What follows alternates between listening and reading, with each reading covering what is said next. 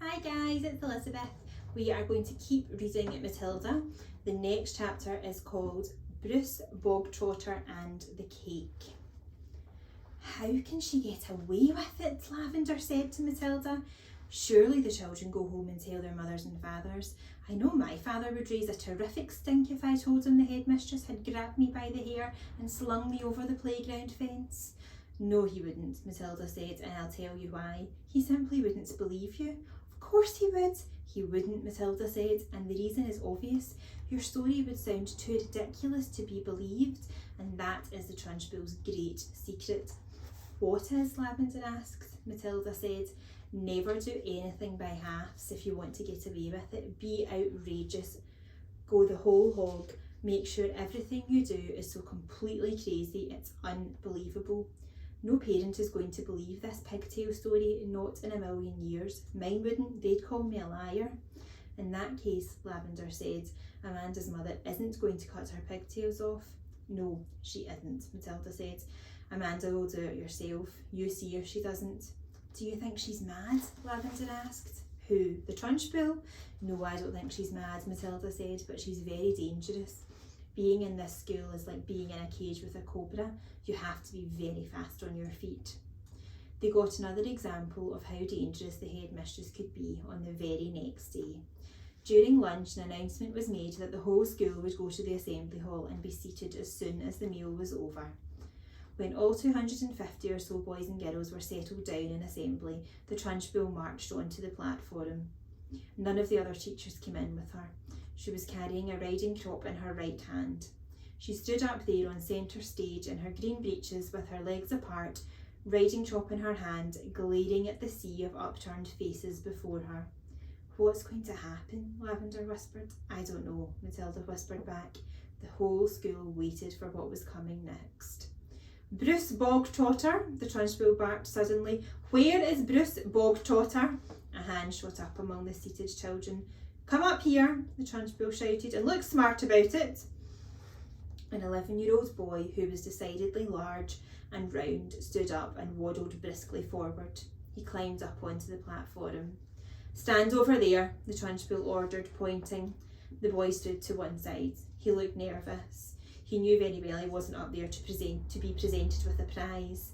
He was watching the headmistress with an exceedingly wary eye, and he kept edging further and further away from her with little shuffles of his feet, rather as a rat might edge away from a terrier that is watching it from across the room. His plump, flabby face had turned grey with fearful apprehension. His stockings hung about his ankles. This clot, boomed the headmistress, pointing the riding crop at him like a rapier.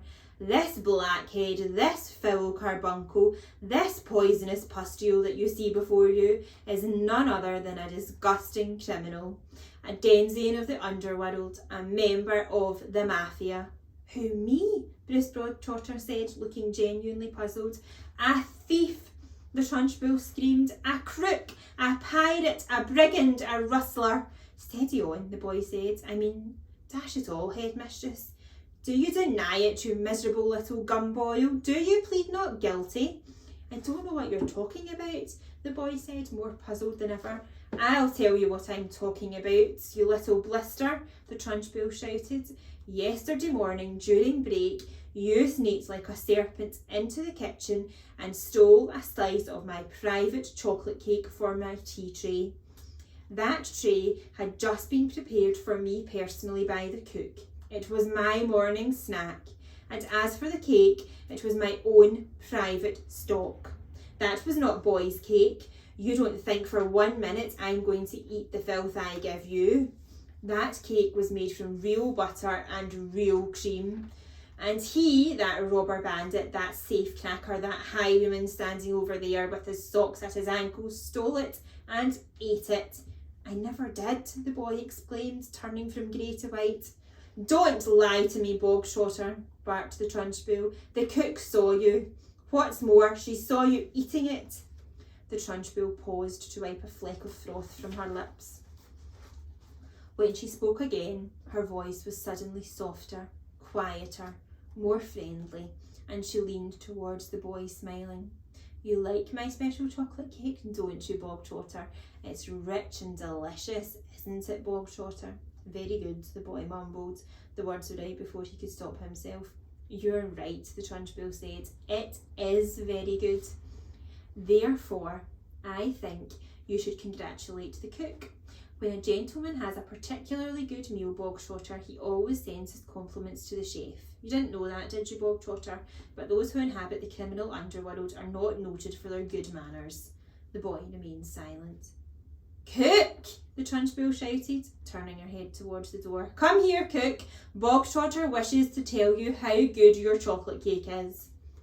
The cook, a tall, shrivelled female who looked as though all of her body juices had been dried out of her long ago in a hot oven, walked onto the platform wearing a dirty white apron. Her entrance had been arranged beforehand by the headmistress. Now then, Bog Trotter, the Trunchbull boomed, tell cook what you think of her chocolate cake. Very good, the boy mumbled. You could see he was now beginning to wonder what all this was leading up to. The only thing he knew for certain was that the law forbade the Trunchbull to hit him with the rising crop that she kept smacking against her thigh. That was some comfort, but not much, because the Trunchbull was totally unpredictable. One never knew what she was going to do next.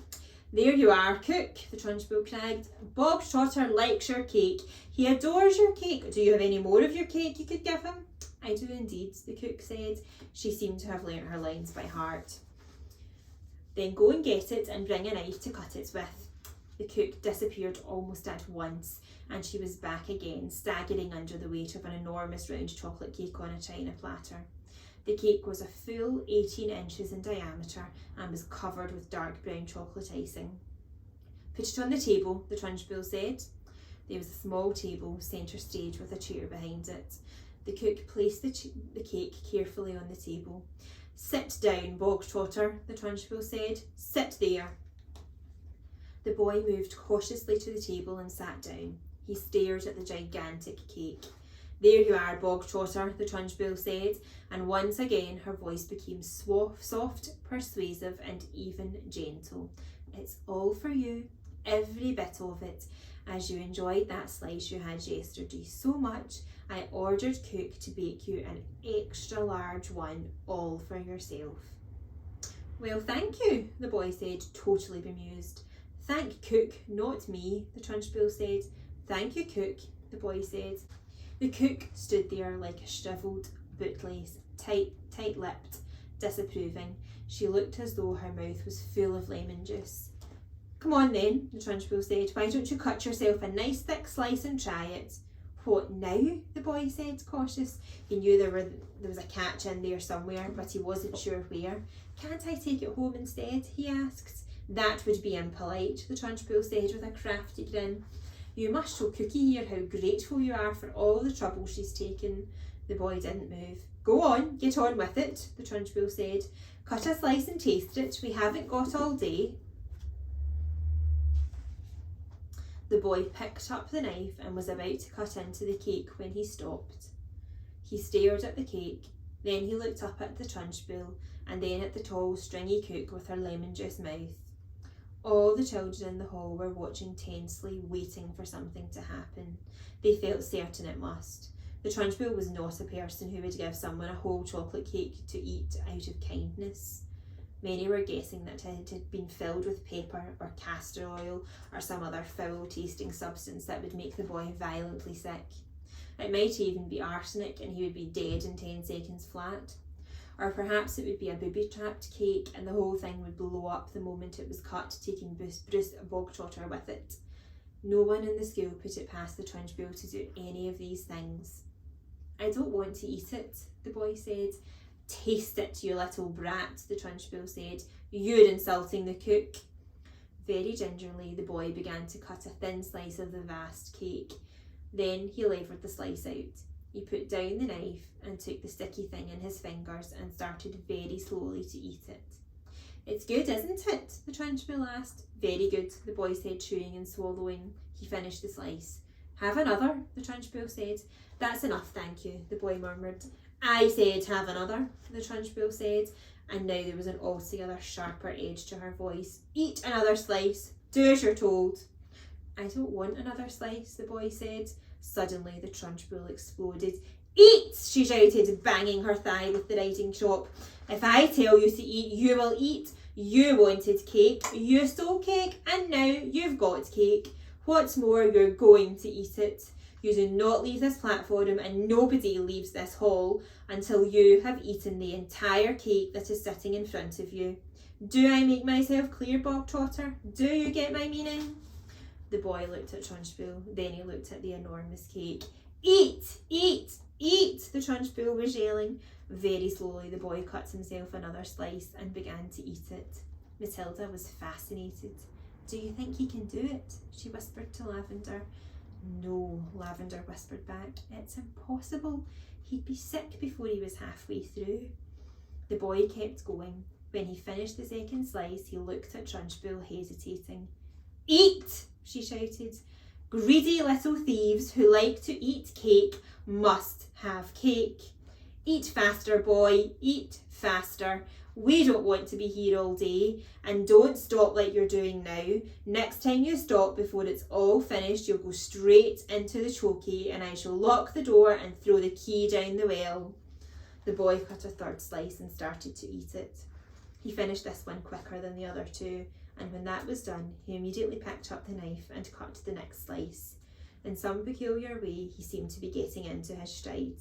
Matilda, watching closely, saw no signs of distress in the boy yet. If anything, he seemed to be gathering confidence as he went along.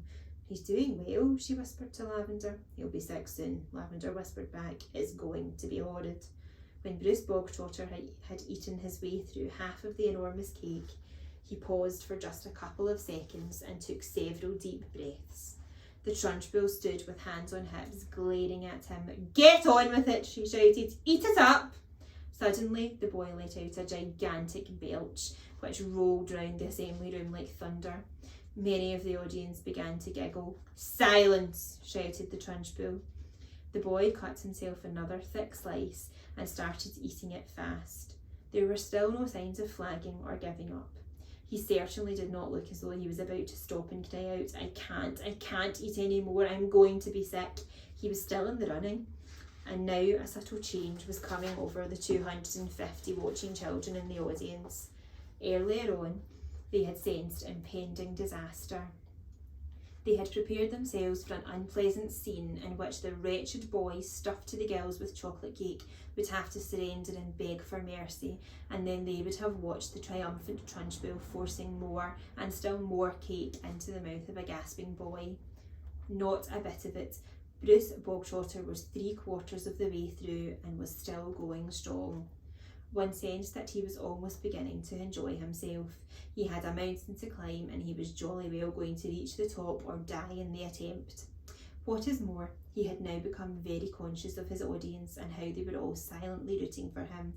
This was nothing less than a battle between him and the mighty Trunchbull. Suddenly someone shouted, Come on, Brucey, you can make it! The Trunchbull wheeled round and yelled, Silence! The audience watched intently. They were thoroughly caught up in the contest. They were longing to start cheering, but they didn't dare.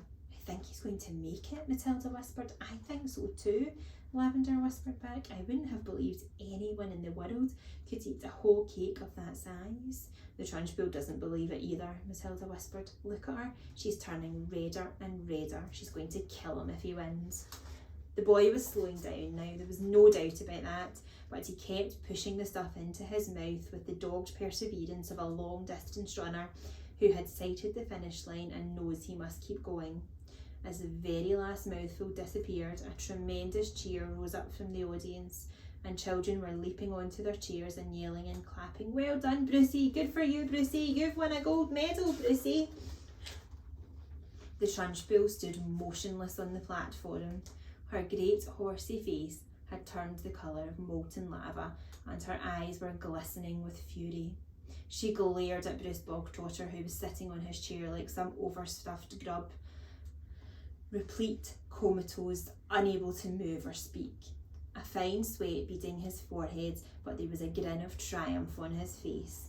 Suddenly, Trunchbull lunged forward and grabbed the empty china platter on which the cake had rested. She raised it high in the air and brought it down with a crash on top of wretched Bruce Bogtrotter's head, and pieces flew all over the platform. The boy was now so full of cake, he was like a sack full of wet cement, and you couldn't have hurt him with a sledgehammer. He simply shook his head a few times and went on grinning. "Go to blazes!" screamed the Trunchbull, and she marched off the platform, closely followed by the cook. And that's the end of that chapter. Thank you so much for watching. See you next time.